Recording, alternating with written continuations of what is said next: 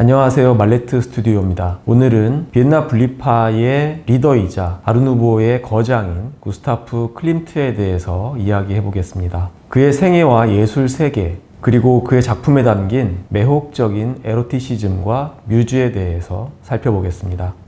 클림트는 1862년 오스트리아 빈 외곽의 바움가르텐에서 태어났습니다. 그는 가난한 금 세공사의 아들로 태어나 일찍 금속공예와 장식미술에 눈을 떴습니다. 비엔나 미술공예학교에서 교육을 받았고 초기에는 전통적인 역사화, 장식화 등으로 두각을 나타냈습니다. 그러나 1897년 보수적인 예술계를 떠나 비엔나 분리파를 창립하고 초대 회장을 맡았습니다. 비엔나 분리파는 우리가 지난 시간에 살펴본 것처럼 전통의 답습을 거부하고 예술의 자유를 강조하면서 아르누보와 같은 현대적이고 다양한 스타일을 추구했습니다. 그는 이렇게 선언했습니다. 우리 시대의 예술은 그 시대의 것, 우리 자신을 위한 것이어야 한다. 이 선언은 비엔나 분리파가 단순히 새로운 예술 양식의 추구가 아니라 예술은 시대 정신을 반영해야 한다라는 의미를 품고 있는 것입니다.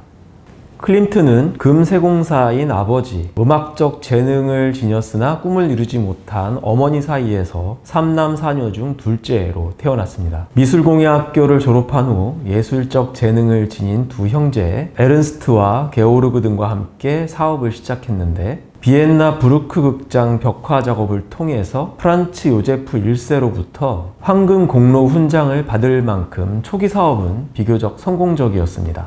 그런데 1892년 아버지와 형 에른스트가 심장병과 원인을 알 수 없는 질병으로 갑자기 급사하면서 그의 작품은 점차 개인적인 주제에 집중하는 방식으로 변모하게 됩니다. 또 그에 앞서 그가 아끼던 여동생 에르민네 역시 1892년 병사하고 1915년에는 어머니인 안나 역시 병사하게 됩니다. 가족의 연이은 죽음은 클림트에게 심리적, 정서적인 충격을 안겨줬을 뿐만 아니라 그의 예술 세계에도 직접적인 영향을 미쳤습니다. 그는 죽음과 삶의 이중성을 탐구하며 이를 작품의 주요 주제로 발전시켰습니다. 이런 상실감은 죽음과 삶, 희망원 등 죽음과 삶을 주제로 한 그의 작품에서 두드러지게 나타납니다.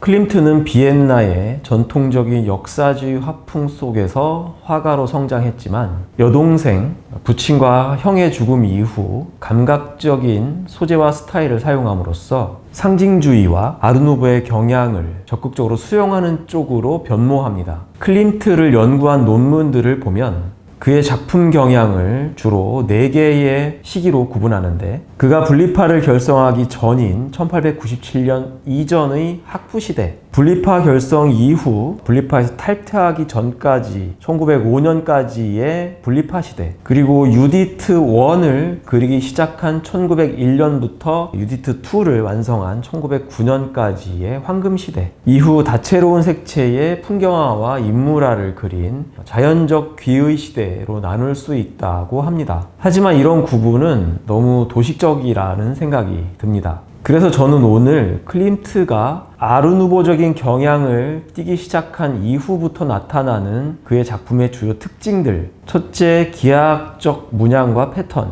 둘째, 동양적 요소의 차용, 셋째, 황금색의 과감한 사용, 넷째, 여성을 중심으로 하는 삶과 죽음, 그리고 에로티시즘으로 정리하고 이를 중심으로 살펴보도록 하겠습니다. 클림트의 작품 전반에는 동심원, 물결, 타원, 원, 삼각형, 사각형 등 다양한 기하학적 문양과 패턴이 등장합니다. 이것은 단순한 장식 요소가 아니라 인간의 감정, 자연의 조화, 그리고 내적 심리를 시각적으로 표현하는 수단으로 해석됩니다. 이를 하나씩 살펴보면 먼저 동심원과 원은 완전함, 영원함, 그리고 통합과 순환을 상징하는데 작품에서 그는 이를 사랑과 생명의 순환 또는 영혼의 완전성을 표현하는 데 사용합니다. 예를 들어 슈터클레 프리즈의 일부인 생명의 나무라는 작품에서 나무의 소용돌이와 함께 등장하는 원들은 우주의 조화와 생명의 연결성을 상징합니다. 다음으로 물결 무늬와 곡선은 유기적인 생명력, 여성의 에너지, 그리고 자연의 조화를 상징하는데, 클림트는 물결과 곡선을 통해 자연과 여성의 유기적인 연결을 표현했습니다. 이러한 곡선은 그의 작품에 등장하는 여성들을 중심으로 자주 나타나며 부드럽고 관능적인 느낌을 강조하기도 합니다.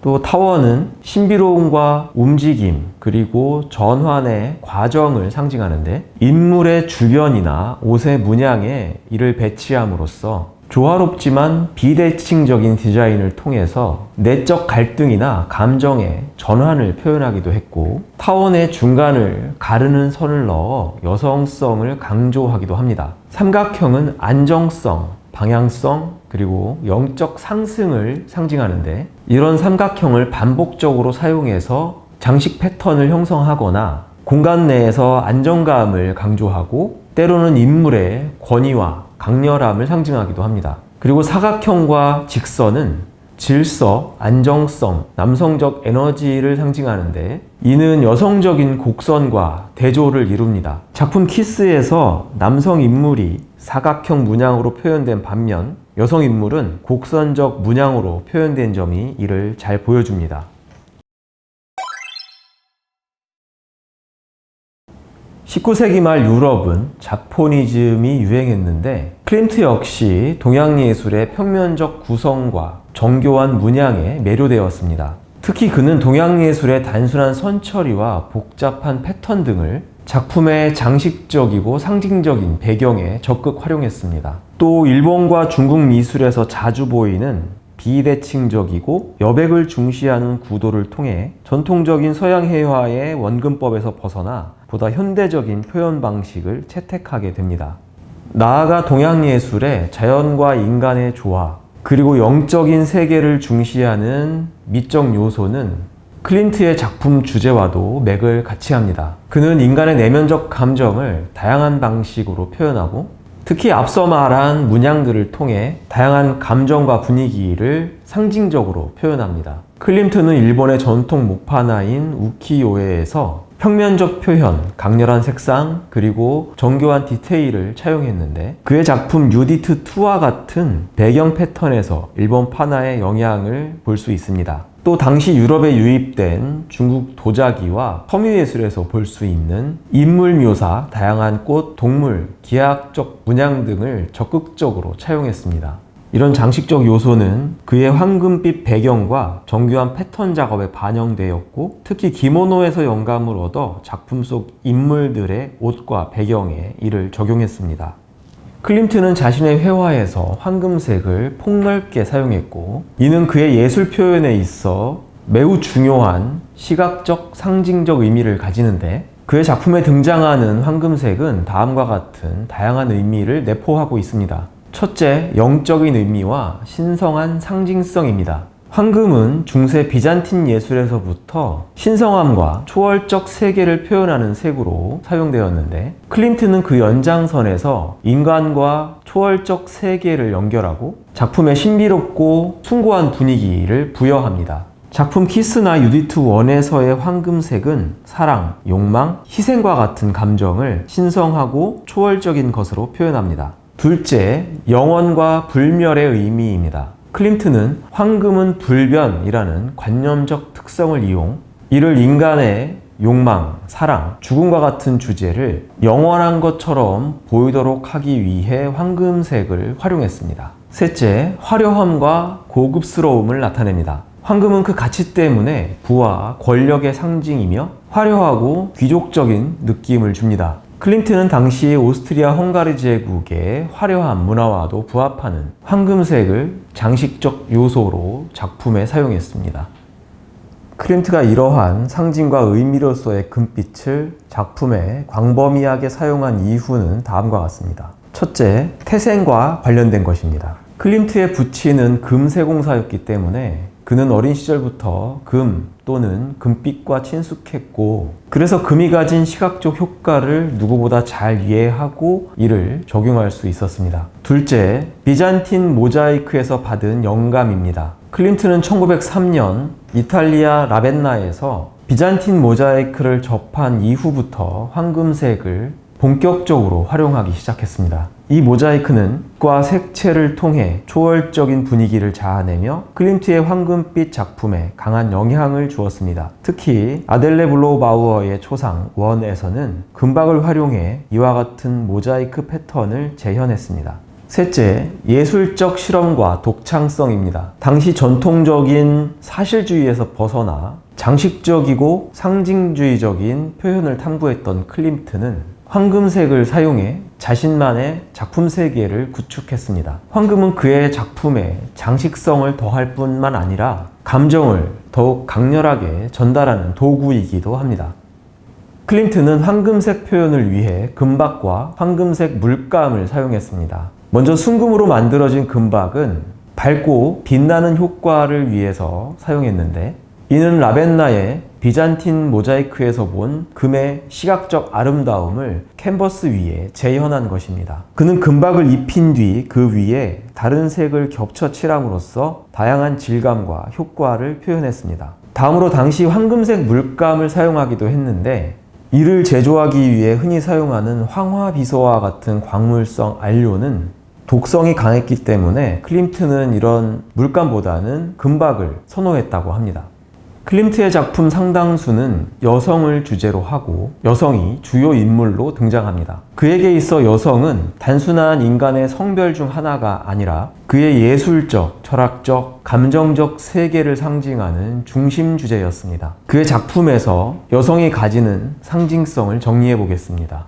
먼저 에로티시즘과 가학성입니다. 소위 판무파탈은 그의 작품에서 여성의 대표적인 상징입니다. 유디트 1과 유디트 2에서 유디트는 남성을 유혹하여 파괴하는 강렬한 여성의 이미지로 등장하며 여성의 힘과 위험성을 상징하는데, 여기에서 여성은 매혹적이면서도 치명적인 판무파탈의 이미지를 드러냅니다. 한편 그의 작품 속 여성들은 강렬한 에로티시즘과 동시에 불안, 슬픔을 담고 있는 경우가 많습니다. 즉 그의 여성상은 단순한 아름다움을 지닌 대상이 아니라 생명의 근원인 숭고함과 죽음과 연결된 어두운 매력을 동시에 지닌 존재를 의미합니다. 클림트는 금박을 활용해 여성을 숭고하고 초월적인 존재로 표현했습니다. 아델레 블로바우어 초상 원은 여성을 황금빛 장식 속 초월적 존재로 재현하며 인간과 신성을 연결하는 매개체로 묘사합니다. 마지막으로 그의 작품에는 유독 임신한 여성이 많이 등장하는데, 이는 그의 작품의 중요 특징 중 하나입니다. 그런데 주의할 점은 그가 임신한 여성을 생명의 잉태자, 창조자와 같은 전통적인 시각으로만 보지는 않는다는 것입니다. 임신은 생명의 시작과 자연의 힘을 상징하고 클림트 역시 이를 부정하지는 않는 것 같습니다. 다만 그는 임신을 기쁨과 희망의 상태로만 보지는 않습니다. 그는 임신한 여성 주위에 어둡고 위협적인 요소, 해골 또는 불안한 인물들을 등장시켜 생명이 탄생하는 과정에서 동반되는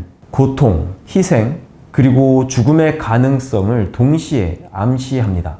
희망 1에서 임신한 여성은 밝은 금빛으로 둘러싸여 있지만 그녀 뒤에는 극단적으로 대비되는 해골과 어두운 문양이 등장합니다. 이는 생명 탄생의 희망과 죽음의 그림자가 함께 존재하는 현실을 상징하면서 여성을 이 경계에 선 존재로 설정합니다. 그는 이런 이중성을 통해 생명과 죽음이 분리된 개념이 아니라 서로 얽혀있는 인간 경험의 본질임을 시사합니다. 희망2는 전작보다 추상적이고 장식적인 방식으로 임신한 여성을 표현했는데, 금빛 문양과 어두운 배경이 대비를 이루며 기도하거나 비탄에 빠진 듯한 주변 인물들은 어딘가 불안한 분위기를 고조시킵니다. 이는 새로운 생명이 세상에 등장하는 과정에서의 희망과 불확실성을 동시에 상징합니다. 또 임신한 여성 역시 육체적 아름다움과 퇴폐적 요소가 공존하는 것으로 묘사하는데, 이는 그녀들이 생명의 근원임과 동시에 인간의 욕망과도 연결된 존재임을 나타냅니다.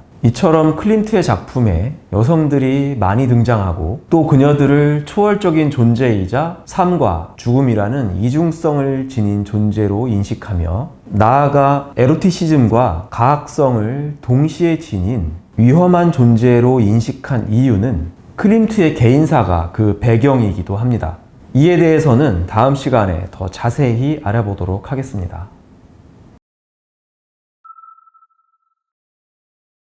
이 영상 녹화일 현재 대한민국에서는 민주주의를 말살하려는 희대의 내란 범죄가 있었고, 그로부터 11일 만에 내란의 수괴는 국회의 탄핵 소추를 통해 직무가 정지되고 심판대에 서게 되었습니다. 저 역시 민주주의를 지키기 위해서 광장에서 머릿수를 보태기는 했습니다만, 그 과정에서 저는 젊은 세대로부터 큰 감동을 받았습니다. 무도한 적들과의 싸움에서 여러분의 에너지는 정말 큰 빗줄기였고, 기성세대로서 큰 빚을 졌습니다. 또 오늘날처럼 불안하고 불평등한 세상을 이어받게 만든 점에 대해서 사과하면서, 비록 작은 개인이지만 이를 바로잡을 때까지 책임을 다하겠다는 약속을 드립니다. 다시 한번 고맙습니다.